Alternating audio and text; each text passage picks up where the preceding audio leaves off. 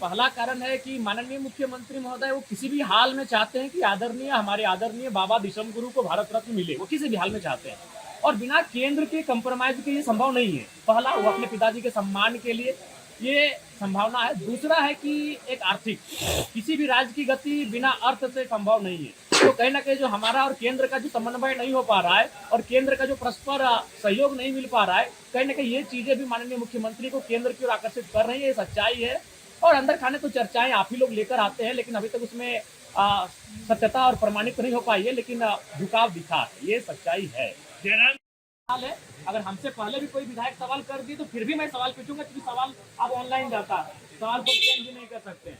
JPSC में बिल्कुल ये उचित नहीं है। इसलिए उचित नहीं है कि जेपीएससी का मतलब होता है एक साल में एक एग्जाम। आज हम 2026 में है, उसके हिसाब से कम झारखंड में 26 जेपीएससी का एग्जाम होना चाहिए, लेकिन ये 9वां है। हालांकि इसे गिनती में 14वां बताया जा रहा है, क्योंकि 7वां से 10वां और 11वां से 13वां एक साथ लिया गया था। लेकिन अगर कैलेंडर ईयर की बात करें तो ये मात्र 9वां एग्जाम है। तो इसलिए मेरे हिसाब से अगर इससे पहले का जो जेपीएससी एग्जाम था उसका जो अधिकतम एज का जो कट ऑफ था वह 2017 था, तो चूंकि आप उसके बाद ये एग्जाम ले रहे हैं तो 2018 होना चाहिए। और मैं सरकार से भी सदन के माध्यम से ये मांग करूंगा कि जेपीएससी की जो 2026 की परीक्षा ली जाएगी विज्ञापन संख्या 1/2026 के माध्यम से, उसमें अधिकतम आयु का जो कट ऑफ हो वह 1 अगस्त 2018 हो। वो तो या तो बंगला बंद होता है या तो फिर उनका कोई सहयोग लेता। आप अभी चले जाए, मैं सभी पत्रकार बंधुओं से कहूंगा जब सेशन चलेगा आप मेरे बंगले से होकर आइए, वहाँ सामान्य लोग गए हैं। और यही नहीं, मैंने कोई विधायक के प्रोटोकॉल नहीं, वो हमारे शयन कक्ष तक, वो हमारे तमाम कक्षों में जाकर आप जाकर देख लीजिए, आम लोग जाकर वहाँ भी बैठे हैं, वहाँ उन्होंने आके ठहरे हुए हैं, रुके हुए हैं। तो कम से कम एक बंगला ऐसा हुआ जो आम जनता जिनके और विधायक के रांची आवास में कई दूरी होती थी, उसको मैंने पार्टनर काम किया। उसमें लोग रहेंगे, हम तो 15 दिन में एक बार आएंगे, बस मेरे नाम से है विधिवत, वो खाली एक प्रोटोकॉल मेरे नाम से, बाकी वहाँ आम जनता रह रही है। आज से अब जाके अभी से आप जाके देख सकते हैं। नहीं, वो डुमरी भवन रहेगा, ठीक है, हम छोड़ डुमरी दे। झारखंड, हाँ, झारखंड भवन। मेरा ये सवाल है, फोन मैं आपके सामने रख दे रहा हूँ। ये हमारे देखिए, हम लोग कोई भी मोबाइल जो होता है हम लोग का तय नहीं होता है, आप ही आपको दे देंगे, इसको चलाइए। हाँ, अरे ये बयान एक विधायक का हो सकता है, वही विपक्षी पार्टी के विधायक का, कि आप जाके कब्जा कर लीजिए, आप उनसे ये करिए। लेकिन एक मुख्यमंत्री जो इस राज्य के मुखिया हैं, इनको ये बयान ना देकर बल्कि उनको दबाव देना चाहिए था कि भाई आपको हर हाल में 75% रखना होगा, नहीं तो फिर उनको रेस्ट्रिक्ट कर दीजिए। झारखंड में मुझे लगता है 1-2% कंपनियां ही ऐसी होंगी जो कंपनी एक्ट का अनुपालन कर रही हैं। बाकी आप किसी भी कंपनी के परिसर में जाकर अगर जांच करें, तमाम विषयों का जांच करें, मापदंडों का जांच करें, तो वो फेलियर हो जाएंगी। तो ऐसे में उनको सीधे रेड अलर्ट जारी कर दी कि भाई आप चलिए, यहाँ से निकलिए मेरे राज्य से। बहुत सारी उनको शिकायतें हैं, लेकिन मुख्यमंत्री केवल भाषणों में ऐसा कह रहे हैं। मैंने तो कहा कि हम लोग आपके साथ खड़े हैं, हम लोग आपके साथ खड़े हैं निजी कंपनियों के मामले में, क्योंकि झारखंड अलग राज्य की लड़ाई में एक कंपनियों के द्वारा जो उत्पीड़न था वो भी एक महत्वपूर्ण कारण था। और उसी की उपज थे कॉमरेड ए.के. राय, जो मजदूर नेता थे, जो एक मैंने कह सकते हैं एक इंजीनियर थे।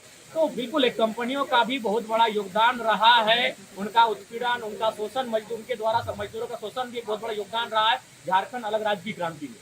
राज्यपाल का अभिभाषण वास्तव में सरकार का भाषण होता है, और सरकार का संभवतः प्रयास यही रहता है कि वह लोगों के सामने अपनी बड़ाई करे। लेकिन मुझे लगता है कि राज्यपाल के अभिभाषण में वह दम नहीं दिखा जिसकी आम जनता ने अपेक्षा की थी।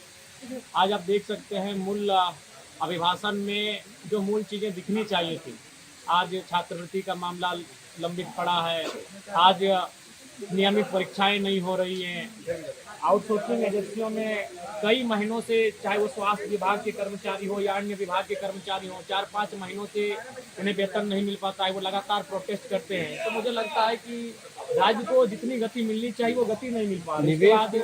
हाँ, विदेश से जो निवेश की बात वो कह रहे हैं और सरकार की पीठ थपथपाई जा रही है, तो वो तो स्पष्ट है कि वो केवल एक मुख्यमंत्री की निजी यात्रा के समान रहा। अगर उसमें कोई विजन होता तो जाहिर सी बात है वो वहाँ जाकर अगर विदेशी इन्वेस्टर से इन्वेस्ट करने की बात कहते, उन्हें आमंत्रित करते, तो समझ में आता। वहाँ जाकर वो जिंदल से बैठ रहे हैं, वहाँ जाकर वो टाटा से बैठ रहे हैं, तो टाटा तो 100 किलोमीटर दूर में रहता है। तो अगर हम विदेश जाकर, वहाँ भी जाकर अगर टाटा से बैठे, जिंदल से बैठे, वहाँ जाकर रुंगटा से बैठे, तो फिर विदेश जाने का कोई औचित्य नहीं था। वहाँ जाकर हमें जिस प्रकार तमिलनाडु के मुख्यमंत्री विदेश गए, वो रॉयल रॉयस से बात करके आए, वो जुकरबर्ग से बात करके आए, वो विदेशी इन्वेस्टर से बात करके आ रहे हैं, उनको अपने राज्य में आमंत्रित कर रहे हैं। लेकिन हमारे मुख्यमंत्री विदेश जाकर राज्य में ऑलरेडी जिनका इन्वेस्ट है, जो राज्य में जिनका हेडक्वार्टर्स है, उनसे जाके बात कर रहे हैं। तो ये थोड़ा सा विजन साफ दिखता है कि वो कितनी गति के साथ राज्य को आगे बढ़ाकर ले जाना चाहते हैं। 4 महीना पहले, हमें लगता है जून के महीने में भी 4-5 महीना पहले वो विदेश की यात्रा पर गए थे, तो वहाँ उनका एक प्रेस कॉन्फ्रेंस होना चाहिए था। जब इस देश के प्रधानमंत्री मनमोहन सिंह विदेशी यात्रा पर जाते थे, वो एयरपोर्ट पर आते थे और प्रेस कॉन्फ्रेंस करते थे। तो जब ये विदेशी यात्रा से आए माननीय मुख्यमंत्री, क्या इन्होंने प्रेस कॉन्फ्रेंस किया? क्या इन्होंने बताया कि विदेश की यात्रा का इनका क्या उद्देश्य था? तो मुझे लगता है कि संतोषजनक नहीं है जो राज्यपाल का अभिभाषण रहा। और सर, आपके राज्य की खबरें, आपके शहर की खबरें सबसे पहले जानने के लिए देखते रहें अमर उजाला। चैनल को सब्सक्राइब जरूर कर लें और पाएं हर अपडेट।